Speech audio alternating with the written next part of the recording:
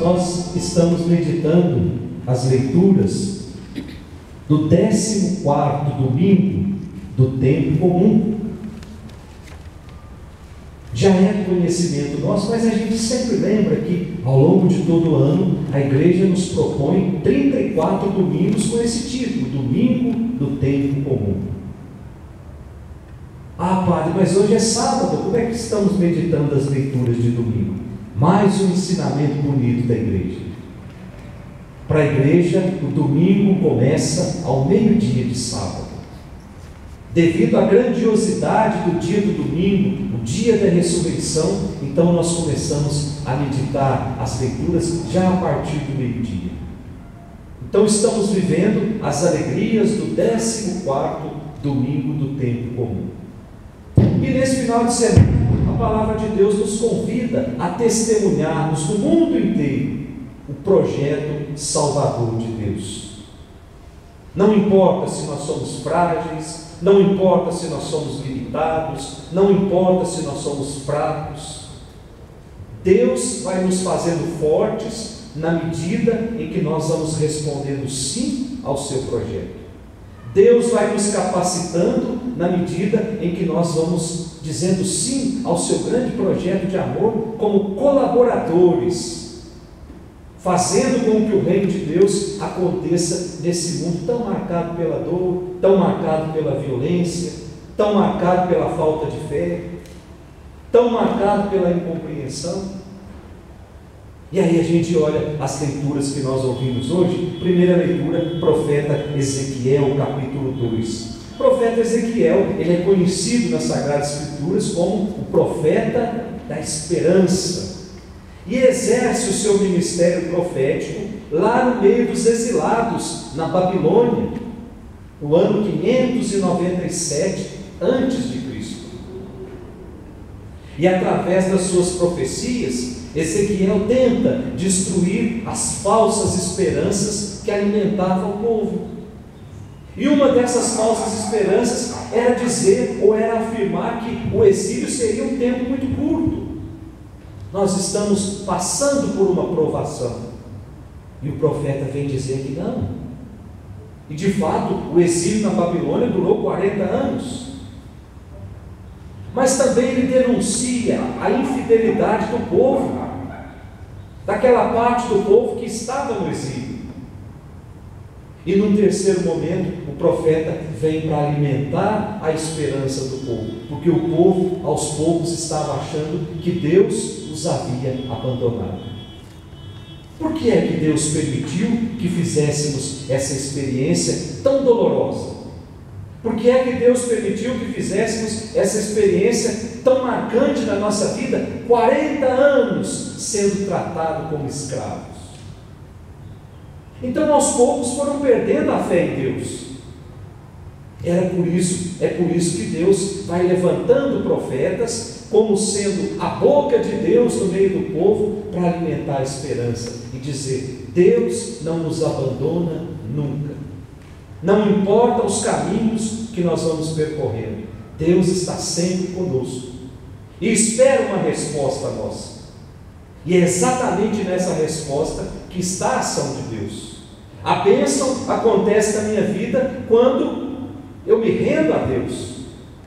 Eu não preciso ficar pressionando Deus, basta eu me render a Deus, basta eu ser um colaborador do seu projeto. E é isso que o profeta Ezequiel vem dizer. E nesse trecho que nós lemos na primeira leitura de hoje, faz parte já da sua vocação.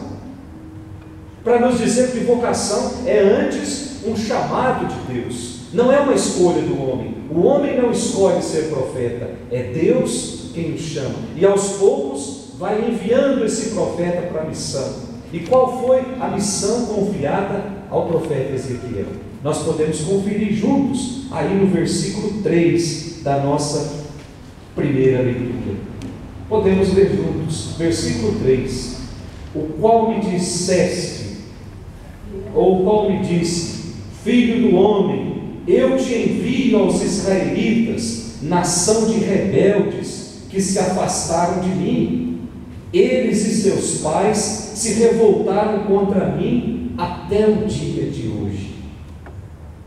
Portanto, se o que o profeta vai dizer, eles vão escutar, é outra coisa. O importante é que o profeta fale. Diz a leitura que o importante é que o profeta esteja lá no meio do povo, como uma voz que aponta para o caminho certo, como uma voz que aponta para Deus. E aí a gente olha o versículo 5: quer te escutem, quer não te escutem, pois são um bando de rebeldes, mas mesmo assim ficarão sabendo que houve entre eles um profeta. Portanto, não é a dificuldade que vai impedir aqueles que Deus escolhe de anunciar a palavra. Até porque o mundo de hoje é tão difícil falar de Deus para as pessoas. A gente fala de Deus aqui dentro da igreja porque é um lugar propício para isso. Mas lá fora, muitas vezes, a gente não escuta pessoas falando de Deus. Nos ambientes de trabalho, nos colégios, nós não escutamos mais. Agora tem até lei que não pode nem colocar crucifixo dentro de colégio. Aos poucos vão tirando os sinais visíveis, aquilo que nós podemos ver.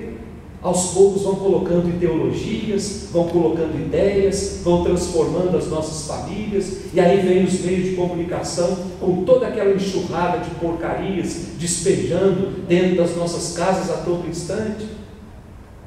Como é que nós vamos falar de Deus num ambiente tão hostil?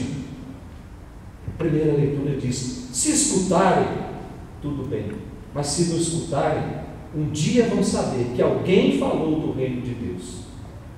É isso, assim termina essa primeira leitura que nós acabamos de ouvir. Depois a gente olha a segunda leitura, a carta de São Paulo à comunidade de Corinto, capítulo 12, versículos de 7 até o 10.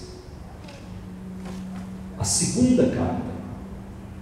A segunda carta foi escrita num momento muito conturbado na vida da comunidade. Quem participou da missa aos 4 domingos atrás já vem percebendo que nós estamos lendo sempre a segunda carta aos Coríntios. E essa carta ela foi escrita no momento em que São Paulo estava brigado com a comunidade. São Paulo precisou advertir alguns membros da comunidade e esses não gostaram muito, e na ausência de São Paulo começaram a difamá-lo, no sentido de desacreditar tudo aquilo que Paulo tinha anunciado dentro da comunidade. E a principal acusação que faziam contra São Paulo era essa: ele não conviveu com Cristo. Como é que ele vem falar de Cristo? Nós que estamos aqui, nós convivemos com Cristo. Ele não conviveu, ele era um perseguidor de cristãos. E aí Paulo vai embora chateado dessa comunidade, jurando que nunca mais voltaria ali. E aí, passado muito tempo, Paulo encontra um grande amigo seu chamado Tito, e esse amigo de Paulo fala para Paulo assim: olha, a comunidade percebeu que ela estava errada, percebeu que estava fazendo fofocas. Então não seria melhor o senhor voltar e fazer uma grande reconciliação? E aí Paulo fica animado com essa possibilidade, e aí ele escreve a segunda carta à comunidade de Corinto, em que ele diz que nós somos todos peregrinos nesse mundo. Ninguém é melhor do que ninguém diante de Cristo. Diante do mundo nós podemos uns ser melhores do que os outros. Basta eu me destacar mais do que o outro, que aos olhos do mundo eu sou melhor. E aí São Paulo vem dizer: nós não podemos pegar as realidades do mundo e colocar dentro das nossas comunidades, porque diante de Cristo nós somos todos iguais. É igual aquelas senhorinhas que vêm todo sábado limpar a igreja, daquela que vem proclamar a leitura, que vem cantar, o que vem decorar. Nós somos todos iguais. Não existe categorias de cristãos dentro de comunidade. E quando a gente envereda por esse caminho, nós estamos começando a ruir com as estruturas da igreja. Quando nós nos ensoberbamos demais, porque só eu sei fazer determinada coisa, ali começa a trincar a estrutura da igreja. Muitos estão caindo por aí, porque não colocaram Cristo no centro. Muitos estão perdidos por aí porque não tiveram a coragem de colocar Cristo no centro. E é isso que São Paulo vem dizer. São Paulo, numa outra passagem, ele diz assim: nós temos um encontro marcado no céu. E esse encontro marcado no céu, nós precisamos nos encontrar todos lá, pois é para lá que nós estamos caminhando. E aí hoje ele vem defender a autenticidade daquilo que ele fala. Ele não se sente inferior a ninguém, nem aqueles que estavam difamando ou estavam tentando desacreditar, achando que eram melhores. Até porque, se São Paulo quisesse se vangloriar, ele tinha muitos motivos. No capítulo 12, no versículo de 1 a 4, fala das visões que ele teve. E ele diz: se for para me gloriar, que seja nas minhas fraquezas. Porque pode ser que as revelações que ele teve o enchesse de soberba. E aí nós temos a segunda leitura de hoje, em que ele diz que um anjo de Satanás lhe recorda sempre a sua fragilidade, como um espinho na sua carne. Olha que bonito isso, gente.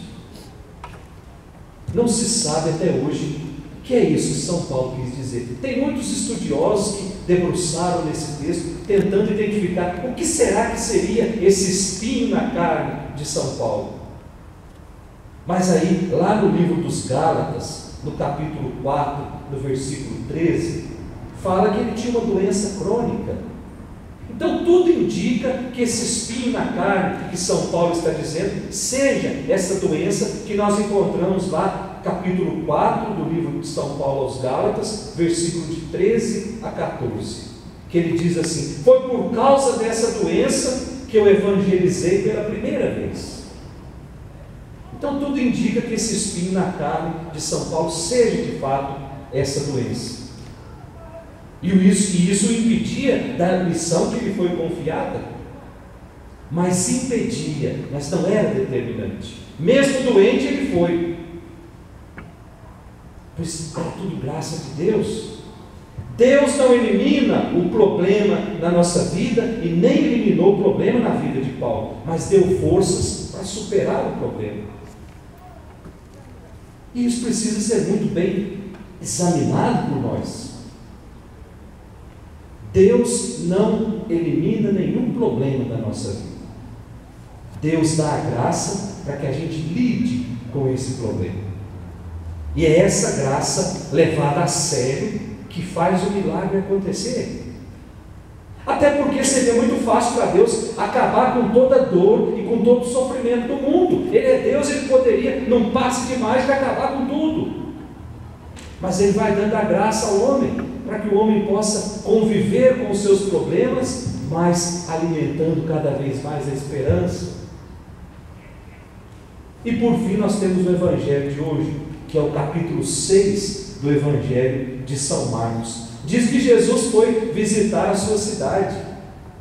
Jesus foi até Nazaré. Nazaré ficava na periferia da Galileia, portanto era um lugar distante, era um lugar de gente pobre, periferia da Galileia.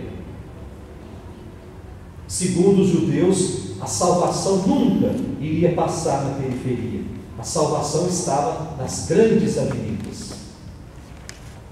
E de repente, Jesus vai até a Galileia, vai até Nazaré. Tanto é verdade, gente, que no Antigo Testamento, quem quiser ler o Antigo Testamento inteiro, nunca, não vai encontrar nenhuma referência a Nazaré. Isso valida para dizer que lá não tinha importância nenhuma, estava fora do projeto salvador de Deus. Mas, como Deus age diferente da lógica humana, é lá em Nazaré que ele vai procurar a Virgem Maria. É lá em Nazaré que ele começa o seu grande projeto de amor. É lá em Nazaré que Jesus passa grande parte da sua infância. É lá em Nazaré que reside a família de Jesus. Então ele vai até Nazaré e num dia de sábado, diz o Evangelho, ele entra numa sinagoga, ele entra naquele salão de reunião dos judeus e ali começa a explicar a Sagrada Escritura. E fazendo isso, diz que ele deixa todo mundo espantado, todos ficaram impressionados.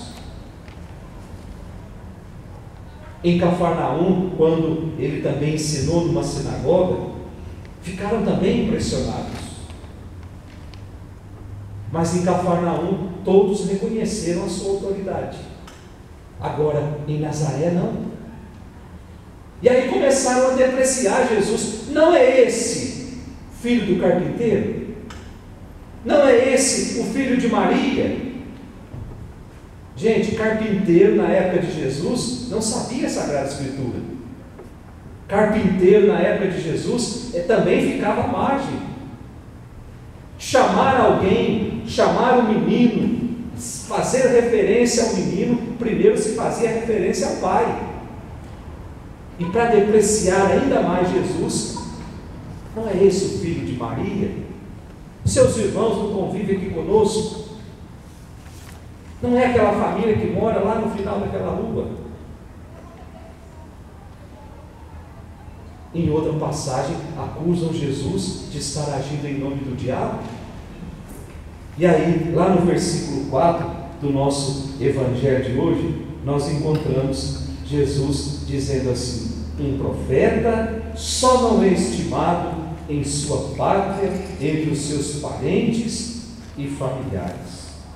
E ali não pôde fazer milagres devido à recusa em aceitar a sua mensagem. E o Evangelho termina que aí ele foi percorrer outros lugares, ensinando e pregando. Meus irmãos, nós precisamos de profetas com a cara do nosso século. Nós precisamos de profetas, de homens e mulheres que atendem ao chamado de Deus e saem e se lançam nesse mundo semeando a paz, semeando o amor, semeando a fraternidade. Nós precisamos de profetas como surgem a cada instante pessoas, homens e mulheres comprometidos com o reino de Deus, não importando os obstáculos que vão encontrar pelo caminho. Vamos pedir para Deus essa graça nessa Eucaristia que nós estamos celebrando. Eucaristia é o momento em que o céu desce nesse pequeno altar, naquele pequeno pedaço de pão, e ali o milagre acontece. Que esse milagre também aconteça na nossa vida e nos faça cada vez mais homens e mulheres semeadores da palavra de Deus. Em nome do Pai, do Filho e do Espírito Santo. Amém.